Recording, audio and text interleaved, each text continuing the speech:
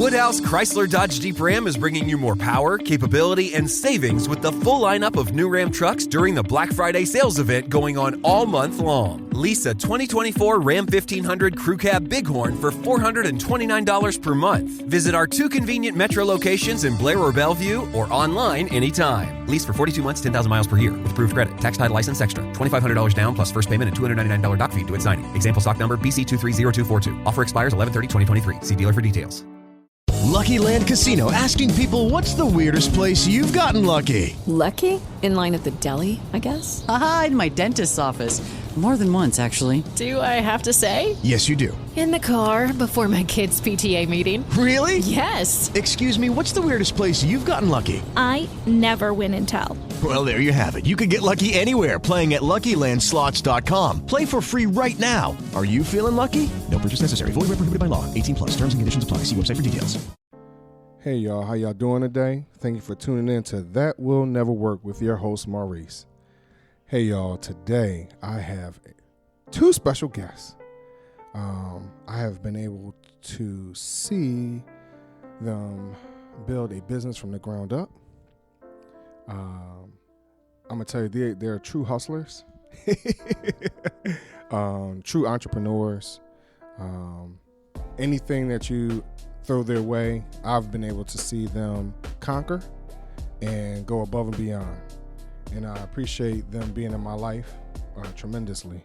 And I hope to that as they enter into your life, that you'll be blessed just as much as I am. I would like to introduce to some Mr. Waverly Pete Lane and Dr. Naomi Pereira Lane. Good morning. Good morning. Good morning, afternoon, Good evening. morning, good afternoon. Greetings and salutations. How y'all doing today? Good. Good. That's good. That's good. So I'd like to welcome y'all to That Will Never Work. And the premise of this podcast, because you get tired of people telling you that stuff ain't going to happen, right? And that's one thing that y'all don't allow that to happen to either one of you. Like, the grass is not growing underneath y'all feet. So what happens? How do y'all keep that moving? I think just realizing that there's a purpose and we have a purpose. I mean, Right. We don't just, like you said, sit idle. We're shakers and movers and like Right. to kind of make things happen, not just think about them.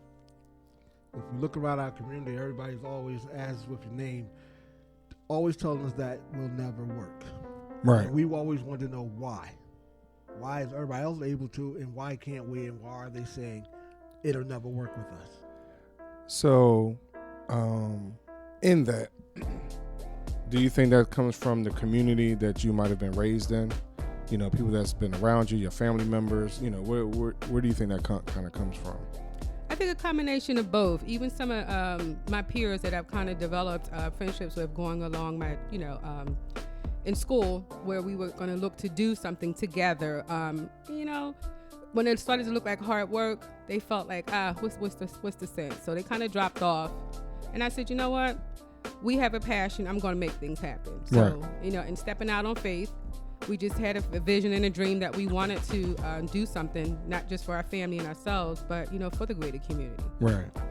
And not just, it's a shame to say that our culture is probably only the one that, before anything even gets started, they tell you can't do it. Yeah. When you're succeeding, they're there. Right, But before, right. It's the work that goes in before the success. Mhm. Is where you need people the most, and you don't get it. Okay. In developing our business, we had zero help, and it Mhm. felt like every door we opened, people wanted to close it. Meaning we go and ask for help, and it's like, nah, or they were afraid that we were trying to infringe on what they had going on. So what was the motivation to keep it moving now? What do you think? I think the motivation for me is because we wanted more.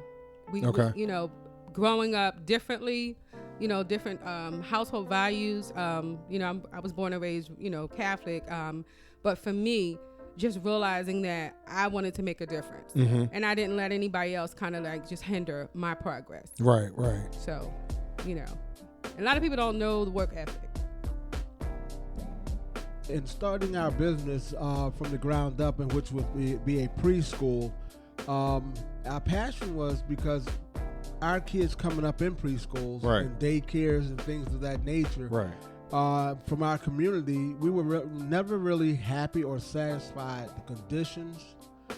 Most of them seemed like they were doing it for the money. Mm-hmm. You go in, you walk. We hate to use the term ghetto. Mm-hmm. That's what it was. Right. And we always said if we could get one started, we wanted to make sure when you walked in, you recognize it as an establishment over, just because the color of our skin, you think that it's going to be something bad. Right. And those are really the biggest pitfalls that we find. People prejudge. We're a black preschool or daycare owner, it's going to be ghetto. So you're even, all right, so just for FYI for our listeners, their preschool is not located in the ghetto.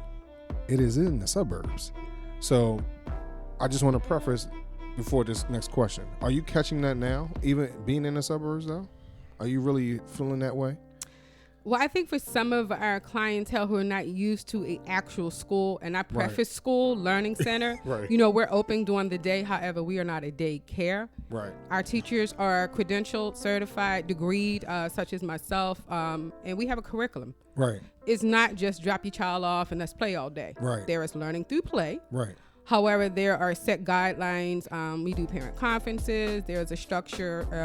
It's not a one-to-one curriculum. However, when the children come in, we take them as they are, and we kind of set goals for them to go to that next level. So let me ask you this. Once again, here's another little nugget that I think sets your school above others. You specialize in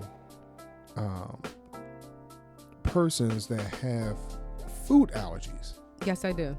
So what even made you go that route? Like, what was the influence for that? Well, and not being scared. I'm sorry, and not being scared and moving forward with that, because it's just that some people might consider that a niche absolutely idea. Absolutely. But what even made you consider to move forward with that? Well, our son at 14 months was diagnosed with life-threatening food allergies to peanuts and tree nuts. Right. And I worked in a predominantly prestigious school in the local area, Quaker school, for instance. And even in that environment, it wasn't safe. Right. There were other kids that were shared food allergens in the classroom, and I just felt like we needed to put him in a safe environment. Okay. So with that, all the degrees and education in my background, we said, we need to open up a school not only educational, but to cater to children with food allergies. Got you. We focus on the top 8. Right. However, we're not exclusive to the other ones that are out there. So what's the top 8? Top 8 are peanuts, tree nuts, shellfish, egg, milk, soy, dairy. Wow. I won't even consider egg. I would have never thought about that, to be honest. Absolutely. Wow. So, yeah, definitely. And, peanut is a fiber bean. However, tree nuts are all those nuts, almonds, peanuts, walnuts, pistachios, almonds. Those are tree nuts because they come from a tree. Right. Wow. So, Mr. Pete. Yes. In that, just as you are moving forward with this school, do you foresee expansion? Do you foresee maybe even a possible franchise type thing? Because that's one thing that you don't hear too often, just that focus on. Well, we don't want to say we're focused on it. We bring it to everyone's attention because a lot of our community is not aware how serious this food allergy is. Right. If you bring up statistics, I'm sure Dr. Naomi can give you some statistics about how many kids die a year. Right. From food allergies. Yeah. And schools and themselves in general, normal schools, what kind of programs do they have or action plans they have? You don't hear about it. Right. So we want to just not educate our school parents, but other schools, and help developing a curriculum that will help other schools, other kids, right, feel safe as they, go through schools. Yeah. But franchising, we want to focus on this, and build off this. Like I said, we are about educating the kids. Right. This is not really about the financial, like we open up 8 schools. Right. Yeah, we're making a lot of money, but it's benefiting the kids. And so I said franchising for that purpose. Right. Letting people know that, hey, this is not a fly-by-night Right. mentality, mom-and-pop shop. It's a real energy, to this education piece. Not just for the kids, not just for the parents, but even the community and globally, Right. how are people really being, how are lives being transformed in this? And I do believe that it's some things, even just me coming and speaking to you, Dr. Naomi. Is that how you want to be introduced? Yes. I mean, Naomi? I think I've earned that, I think I've earned that title as doctor.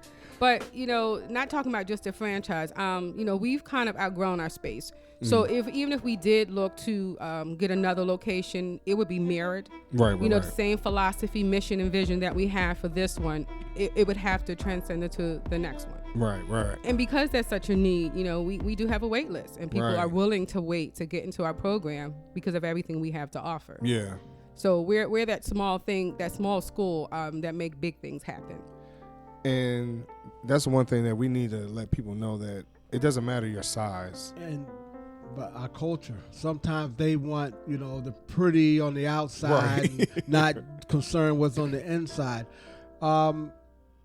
Really think about it. How many parents go into, let's say, a big public school and question the curriculum, question their teachers' certifications or what their skill set is? Right.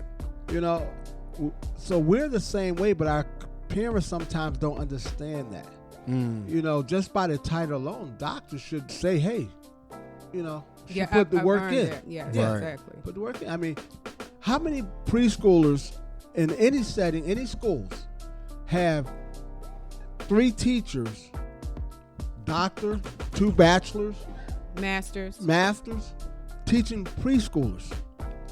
I don't think you find too many. If you took that to, let's say, way up, when you say suburbs, I'm going to go as far as Radnor area. If you put that in a Radnor area where they know their preschool is going to be taught by someone with a doctor's, bachelor's, and a master's in one room, one setting, you probably could command, let's say, $1,000 a week. And they wouldn't blink. Right. Our parents understanding the difference, but not appreciating what they're getting. Not Gotcha. until they're gone. And then they'll Right. call me back and was like, oh my gosh, my child is so much, way ahead and prepared than if they wouldn't have been with me. Or, when I try to give them, the rules about, how academics is important and how you need to emphasize the academics. And then when they don't take heed to the information and then they struggle, they wish they could have left them, with us for another year. So in that, do you think it's because people are not appreciating the services that you're providing from this preschool? Do you think, are there any real roadblocks you keep bumping your head up against? Well, to some I degree? think for some people, they're just looking for a spot. They just want to, do you have a spot? Oh, okay, sure. And again, it's not just a financial piece. Right.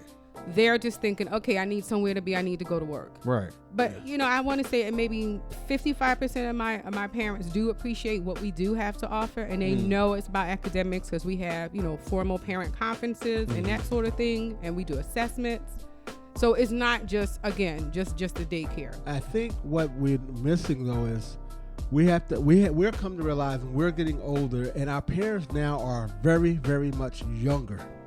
Right. Yeah. Very, and so they're not doing the research that we did when we were younger, taking our kids to schools to look for. They're looking for a big space or the hours that comply with what I work, opposed to what the curriculum is, what's really being given here, or what time you open. Well, I need you to open at 6 because my work starts at 7. It doesn't work that way. So do you think you struggle a lot with that preschool versus daycare? Yeah. Well, or babysitter, glorified babysitter. Well, I think some of our parents think that's who we are until they actually physically have to come in and sit at a meeting, and then we can kind of show them what we have to offer, and then they're surprised. Just like the kids coming to our preschool for the first time. Right. Some of these parents are coming to an actual preschool for the first time themselves. Got you. They're used to going to somewhere, a daycare. Right. They understand that we say school starts at 8:30. 8:30. They want to come in 9 o'clock, 10 o'clock, and don't understand why we said, no, here's the rules, this will happen. Sorry, you have to go back home. You as well as your child need to notify us that you're going to be late and what's the reason. Right. Just like we went to a city public or a public school out in the suburbs. Right. Your child can't walk in at 9 o'clock without a note or some type of repercussions or whatever. And those the standards that we hold our parents and our students to. Right. Because they have to also get their children ready for when they leave us, wherever they go. Right. They got those rules to live up to. They don't understand that yet. That's our biggest fight, getting our parents to understand we are a school. Right. We're not, hey, tell my mom drop such and such off at 10, it'll be okay. No. And I preface that to my parents. I mean, it's in their handbook. They know it. But then you have the ones who kind of try to slide and skate by, and I have to put my foot down and say, no, I'm setting a precedence for everyone. Right. It is strictly across the board. You've signed a contract. You need to adhere to it. We are a school. We function as a school, and I will not change my rules for any of my clients. And by us being small, they think that we're not serious. Mm-hmm. Right. So we're just trying to actually educate. So we're educating the parent also, especially the young parents of what they are getting into. So are you also coming across any pushback from local school districts at all? Or are you getting support or? Absolutely. I have a good relationship with a lot of the schools. I do a lot of kindergarten transitioning with my community. I look out for open houses, and I encourage my parents to do so. I tell them about the private, parochial, and public schools in their area. But one of the good things that I could say about our program is we get them so academically prepared that their zip code does not have to dictate where their child can go to school. Wow. We've had children that leave us and go to friends' schools, Germantown Friends, Lansdowne Friends. You name it, they get into many of the private institutions. We've had parents come back and say, hey, they want to skip or move such and such up to a higher grade because they're exceeding what they're at. We're like, let them learn with their peers, challenge them more. Don't just push them away because we're thinking the teacher can't handle being able to, hey, well, she needs or he needs a little bit more than these kids need, because don't punish them because they were ready. Right. By pushing them up, and then they may feel a certain type of way because now they're not with their peers. They're, put on a different level. Wow. So, and we've gotten that a few times. Really? Oh, yes. Now, how about and I don't want to get too deep into this, just funding for the school. Because really I want Dr. Naomi and Mr. Pete to answer the question, but very vaguely to some degree, because I really want y'all to go to their website, because I want y'all to understand that they do consulting for this type of stuff too. Yeah. So I just want to give them a little taste. However you want to talk about, how funding. We're not a non-profit. The school is not non-profit, right? So everything that comes in is from tuition base, right? So if the parents, we don't have the numbers, we can't pay our teachers, right. So we're not opposed to taking donations, but absolutely, we would love to take donations. But no, everything is we're privately owned. All the tuitions pay the teacher's salaries, the overhead, and everything else. Everything. I mean, we will not turn away, anybody who would like to donate anything to us. However, we're not in a category where we have people who have been generous donors who slid us some money. Right. No, we just basically 100% of what income comes in. But that is something we're looking to start. We're coming up on our 10-year anniversary. Congrats. So, and with that, we are trying to locate and continue to stay in touch with our previous students and parents, trying to set something up where we can have some like a alumni with with like an endowment to help a student through that may have financial need, something like that. So we are looking to start that with our 10th year anniversary. We're gonna try to hold a small little celebration. So we'll keep that information out there, get that information out there when that's going to happen. Right. But come July? July 2020. Wow. Will be our 10-year anniversary. Now, did y'all think y'all was going to make it to 10 years though? It was scary. We opened our doors with 3 kids. The first year was a little tight. We had 3 kids, and out of those 3, it was one of my own. Right. So within the first year, we met our numbers. Okay. So which is good. We have 20 kids enrolled in our program. Mm-hmm. That is our number. And we've been maintaining that number. One of the good things that we do when our children graduate in June, we have a celebration. They don't leave us. Many of us stay with us to start school in the fall, August and September. But we do start filling up. We have registrations, open registrations year-round. Right. So that when we lose 8 or 9 or 7 or whatever, we always make sure we have those numbers for September. So we try not to drop below our capacity. So what's a ratio like for teacher and kids? Oh my goodness! Because I've heard so many different ones. So for preschool ages 3 to 5, it's typically 1 teacher per 10. That is not even heard of in our program. We have 5 teachers, so it's almost a 4 to 1. You don't get that. Right. So when we talk about, when people say, well, how many teachers do you have? You have 5? Yeah, not even including myself. Right. That is because we like to make sure that our kids get everything they need, whether it's a teacher sitting with 1 or 2, kind of developing those skills that they're lacking in and sharpening the ones that, they've already, kind of developed. So our ratios are amazing. So I think that's key. When you're speaking about not just the number of ratio between teachers versus students, but also even just the educational level. Again, they're not just glorified babysitters. Oh, absolutely not. But here again, that's what some of the parents don't understand. Right. A lot of them know how bad their kids are. But we don't like to say the word bad. They come with some challenges and some. And most of the challenges are the parents. Okay. We have some challenging parents. Right. Right. And if they came aboard and helped and really understood what we're trying to do, it would make it a lot easier for it to transcend down to the child. Right. For instance, homework. Mm-hmm. We give them a little bit of homework, which may be tracing their names, filling these blocks or whatever. Mm-hmm. And you come back in on Monday over the weekend, and parents, we didn't have time. Okay. But it's not just, filling the blocks. Right. We understand that's an example. But we use ABC Mouse as a designated curriculum where we have our assistant director who tracks their progress. Okay. So, and it's skill building. Okay. So, and it's not just, dittos. It's geared toward, each individual child. But even that, I tell the parents, life can get hectic and busy. If you don't get a chance to do it, just simply write us a note. Hey, my child didn't get a chance to do it.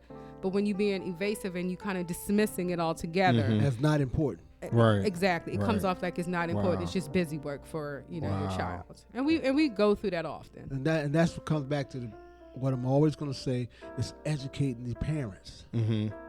Then you have to go, what kind of educational system did they go through? Right. So remember, what they do right now is hand the child electronic device. Right. And go sit in the corner and leave me alone. Right. And then expect Monday for us, we got to basically start over. Yeah. Wow. What type of challenge is that, though? Is that frustrating? It is. Oh, absolutely. And it's not just to that point. I think something happened to it, not to us, but with a parent about 5-6 years ago. Mm-hmm. Child was in our program. They themselves were educators. Okay. And told Dr. Naomi that you guys just work on the weekends. Y'all too serious. Well, we are serious. We're serious about our commitment to education to all of our children. But this was coming from a very educated person who was a teacher in a school system. I had nothing else to say. I was, So then I started wondering, what are the other parents feeling like? But see, that's where that, as you said, you're dedicated to your craft. Absolutely. And that's one thing that people do not always understand, especially when you're coming from a true entrepreneurial mentality. People don't understand that you're really dedicated, that you live this day in and day out. It's not like a 9-to-5 where I hang it up at the door and pick it back up on Monday. No, it's a lifestyle. And like I said, educating the parents, the mentality, they see what you drive and they assume, they're only doing it for the money. They don't know nothing about what we do outside of that, or like I'm doing this plus another full-time job plus other things to make ends meet, so that we don't have to struggle when we come back to the school to continue to educate the kids. Mm-hmm. We see what's on the outside opposed to what's going on in the inside. Right. But you make a good valid point. It's not just being in a program and just collecting dollars. It's not a 9 to 5. Educating children, it's who I am. It's not what I do. Right. It's more than a craft. It was, an envisioning. We brought it to fruition. We're excited about it. We're looking to celebrate 10 years and hopefully 10 more after that, moving forward. But again, it takes hard work and commitment, not only from my husband and I as partners, but, my team of my staff who actually are on the front lines, with these children day in, day out, 12 months out of a year, 5 days a week. Right. Monday through Friday from 7 a.m. to 6 p.m. They are there. And many of our children spend a minimum of 50 hours a week, with us. Right. So one thing we haven't yet to mention in this, what is the actual name of the school? The name of the school is Changing Lanes Learning Center, Inc. Okay. And would you like to say where it's located? I know we kind of danced around the metropolitan Philadelphia area. Would you like to announce where it's located? Not only will I tell you where it's located, I'll give you the exact address. It is 1200 Clifton Avenue, Collingdale, PA, 19023. You want the GPS numbers? No, I don't need all that. Longitude, latitude, I don't need all that. So telephone number? Telephone number is 610-522-2101. Our cross streets are Clifton and North. Okay. And just for those persons that might be outside of Philly, like how long do you think you can get from Philly to? Depending on where you come from, actually 69th Street. If you get to 69th Street, you catch the 102 trolley, and it lets you off 1 block from the school, right on North. How about if you're driving? If you're driving, depending on where, let's say from 69th Street, because everybody generally 69th Street, you'll take about 10 minutes. Okay. It's a 10 minute, if that long, depending on the day of the day. It could be traffic, 10 minutes at the most with traffic coming from 69th Street. If there's no traffic, it's quick. So are there any other projects y'all working on right now, or you want to put out y'all social media or anything like that? What, my Facebook page? For absolutely. Whatever you try to put out Facebook is changinglaneslearningcenter.com. I am also working on another project where I'm an educational consultant, and I'm also looking to develop a nonprofit organization as well, in addition to the school. Nice. 2020 is the year of new development, beginnings, and just making things happen, not talking about it. Right. Now, one thing that she did not mention, you can go on Amazon and get her book. Oh, yes. We have a book that my son helped illustrate and I wrote. It is called J.T. Hopper. It is on Amazon. It's available. I believe it is going for $11.99. I could be wrong, but yes, go to Amazon.com. It is J.T. Hopper. So before we sign off, I just want to let y'all know, not only are these two in that entrepreneurial lane, they have a son who does photography, who's traveling all over, everywhere. She just mentioned one son helped illustrate the book. He also is doing music. Is there anything else that the lanes ain't doing? Is there a lane that y'all not taking? I mean, if y'all knew, what kind of skills they had, like they could build kitchens and houses and, like.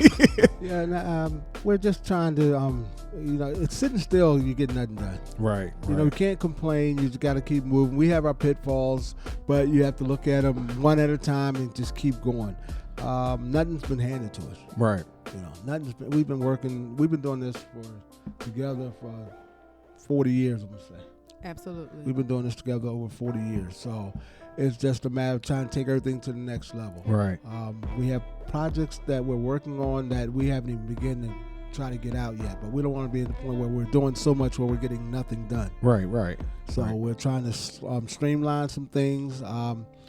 Doctor is working on, like I said, a non-profit organization that we think is going to really benefit the community.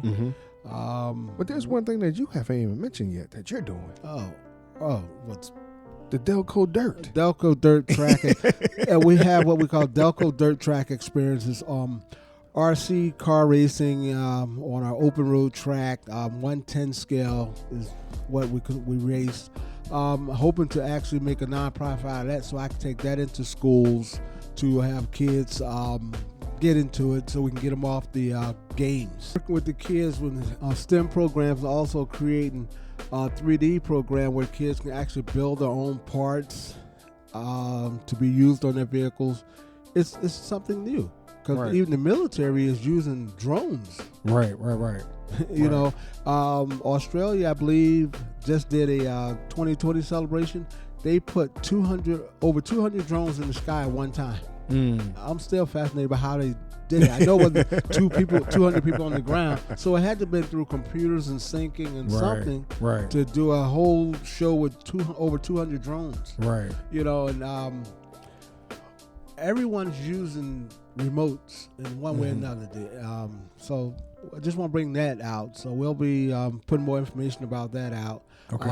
But you can go to a Facebook page. It's called Delco Dirt Track. And you can pull up some of the things we've done. We recently was out at in the Northeast where they shut down about 10 blocks. Okay. And we set up a race out there, out in the streets. They also had some professional drivers come through and race go-karts. So, and now my next step is to try, like I said, get into schools. I would love to start a program, because they actually have video gaming as a curriculum in college. Right. Yep. So I would love to be able to be on the ground to bring in remote control car racing to schools. Nice. You know, so it's going to be a process, but hopefully, something that I'm looking forward to trying to bring. Nice. So I really, really, really appreciate y'all being on the show today. We will definitely have you back. Thank you. I appreciate it. Look forward to it. Make sure that you follow the Lanes on their social media. As mentioned before, we'll have all that information in the description for the show. And I thank y'all for tuning in with us today. And make sure y'all tune in next week. Talk to y'all later. Have a good day. Have a good one. Thank you.